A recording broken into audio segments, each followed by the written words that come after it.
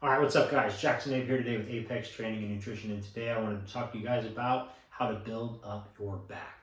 A lot of people really want to tack on muscle mass to their backside. Many of us really want to have those popping erectors, big lats, big rear delts, traps. You know what I'm talking about.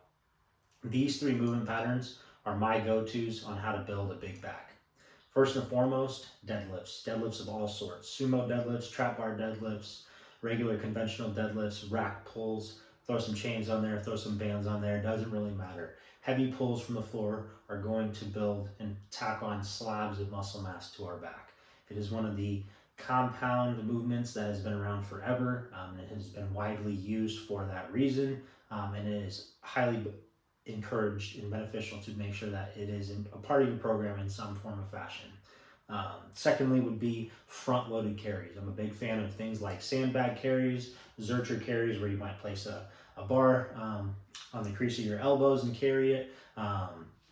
Kettlebell front rack carries. There's a multitude of ways that this can be done. Stones, kegs, it doesn't really matter, but as long as something that's in front of you that's forcing you into a really upright posture, that's putting a lot of stress on your back in a static position, really builds a lot of strength, endurance, and again, because it's being taxed isometrically, it just adds a different component to how that muscle is being given a stimulus, and so the way it responds to that, I have found, at least for me personally, does a really good job of bringing out my back and adding a lot of more so strength to it rather than muscle, but that strength carries over into things like your deadlifts, and then the following movement, which would be anything that brings your elbows behind the body.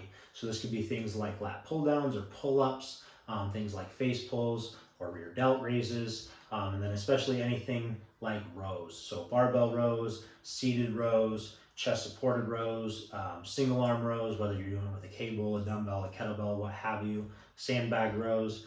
There's all sorts of ways that we can be doing this. It's just really ensuring that you are bringing your elbow behind your body in some form of fashion, right?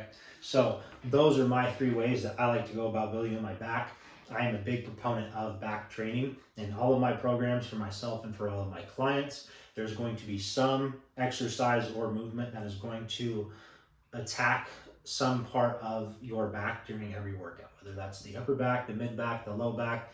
And I just gave three different ways. These are three different things that could be included on a 3, 4, 5, 6 day split even. That would be a little too much. But especially on a 3 or 4 day split, the back is going to be tackled every single day in my training program. So if that is something that you're interested in, please reach out and let's get you set up on a program so we can start attacking that weakness and really bring up your back. Thank you guys for watching. We appreciate all your support. If you got any benefit out of this video, feel free to like and share.